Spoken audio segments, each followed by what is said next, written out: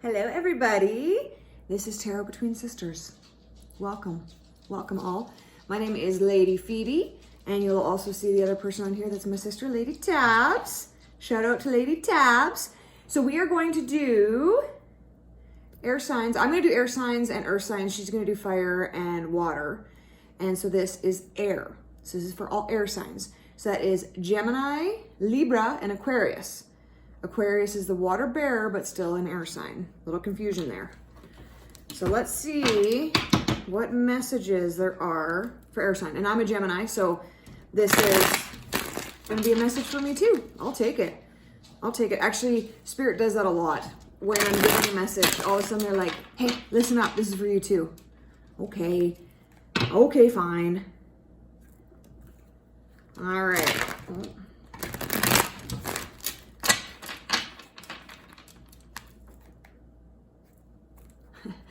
So I'm instantly brought to, first of all, air signs are notorious overthinkers. That is something that I know that I deal with on a daily basis. And actually what we can do too is we can overthink something so much that we make it anxious. Because we're like, okay, well, I need to think of all the scenarios. I need to think of all of the outcomes so that I can be prepared for every single one of them.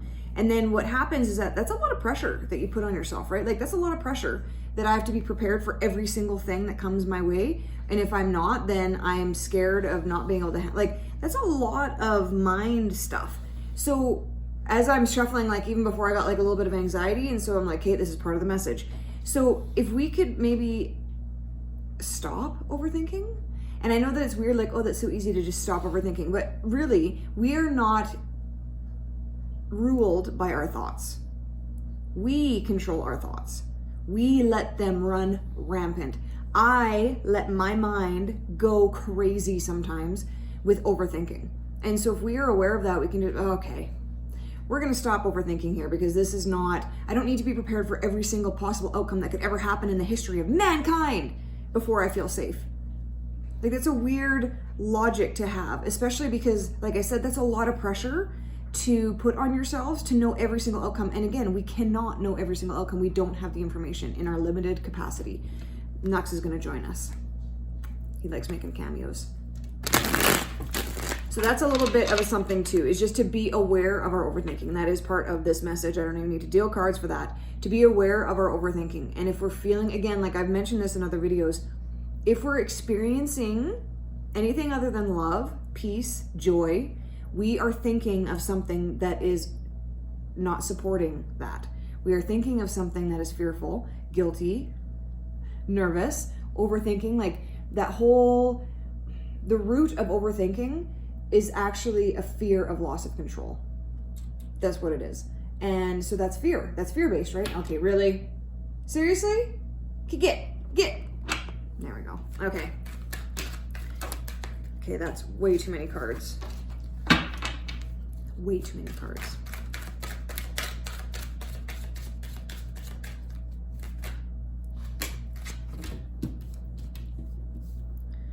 Hermit.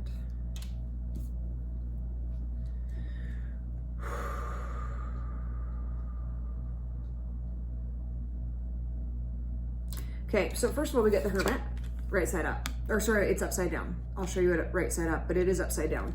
So the Hermit is about going inwards. And actually what the Hermit means to me too, the Hermit is like a guiding light. So when you look inwards and you actually get in touch with things that make you tick, you can heal them or you can change your mind about them, and then you become more of the leader of sorts. You're not just on autopilot, right? You are making conscious decisions to do things a certain way. That's what the Hermit means to me, but it's upside down. So that actually goes very much into what I was saying in the beginning, that the energy of just letting your mind go, and you don't stop and actually look at it is contributing to a lot of these things that we're finding unhappy to experience.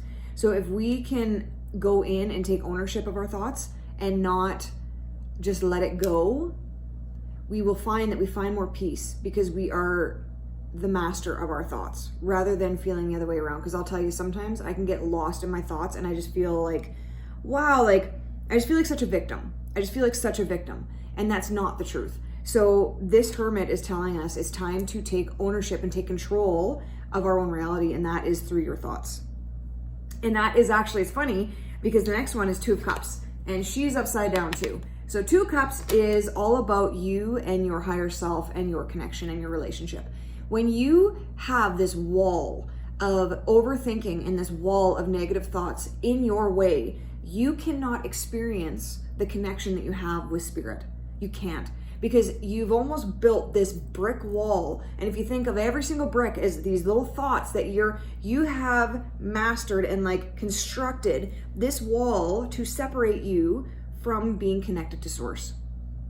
And so what this is asking us to do is to take ownership of this and realize, okay, wait a minute, I built this wall around myself.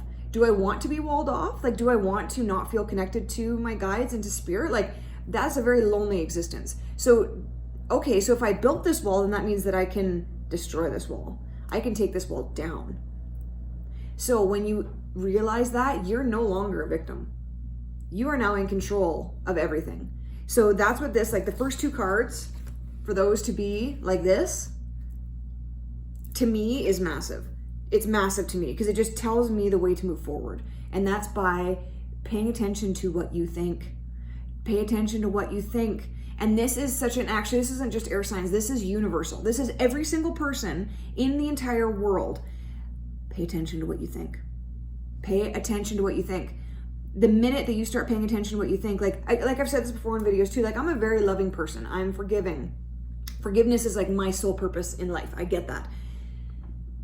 And I have been watching my thoughts, and I am kind of amazed with how much judgment goes on up there.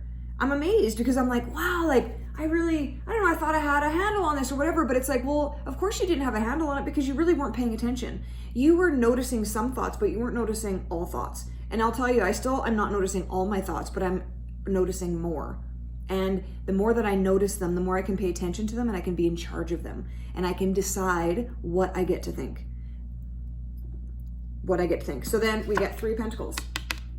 So this one is, I just saw, because sometimes we can feel a little alone, right? We feel that no one else is going through what we're going through. I'm trying to be the master of this and no one's helping me. This card is saying that you will soon come into a group of people that are like-minded and they have the same goals as you do. And that's powerful, because when we just feel like we're alone, what are our thoughts, right? We feel like we're alone. So what are we doing? We're making our outside lonely. So when we start getting groups of people around us that we're like, oh my God, I don't feel alone anymore. Like I can create here. I can be myself here. I can master something, because this is also like the mastery card. So it's like one expert teaching others, and it's a group thing, right? There's three of them. So it's not an alone thing. It's a group.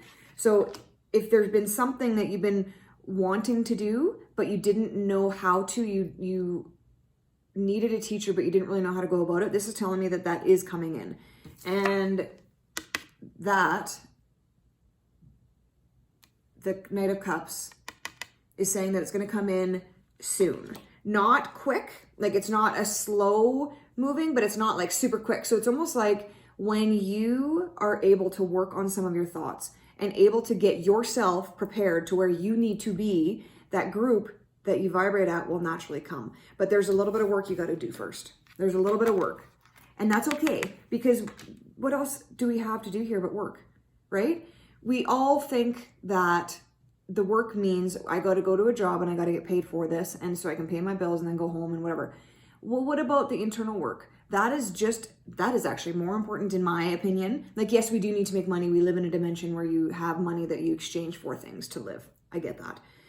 But the learning and the healing, to me, is more important than that other job that you do. And so you need to take yourself on like you do your 9 to 5 and just put the effort in there. And you'll notice that things will expand. You'll get to meet so many other people that will encourage you and teach you. And not all lessons are fun. I'm not going to say that it's all sunshine and rainbows, because it isn't, but it's worth it. And you'll know when it's time to learn some of those not so sunshine and rainbows, because someone will come into your life that begs you to heal those. So they bring it out in you, which is very uncomfortable to experience. I'm not going to lie. But if you can look at it for what it's meant for, and it's in a loving way, and it's all for your greater good and everyone else's greater good around you, it's magic. It's magic.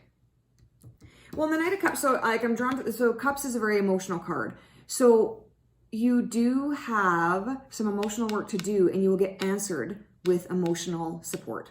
So if you feel like because with this card, when this card first came over, I felt lonely. Like I felt like I was waiting for someone to come around that understood me or that got me or that, I don't know, that just was there for me emotionally. And so that one's coming and saying, it's coming. It is absolutely coming. And so if you can almost look at this, a before and an after, or even a during and an after, you need to accomplish this or start working on it at least, and open up that energy of healing and open up that vibration of a higher vibration that you're welcoming in more loving things and more supportive things. And then this will start coming in. All right, I think that's all I got for you today. So have a wonderful day. I hope that resonated or helped or anything, even if there was a sentence in there that helps you, prompts you to dig deeper into yourself. That's all that I ask for. Just something to prompt you to take yourself on as your own gift. So choose love again, and be compassionate to yourself and be compassionate to others. Bye. Mwah.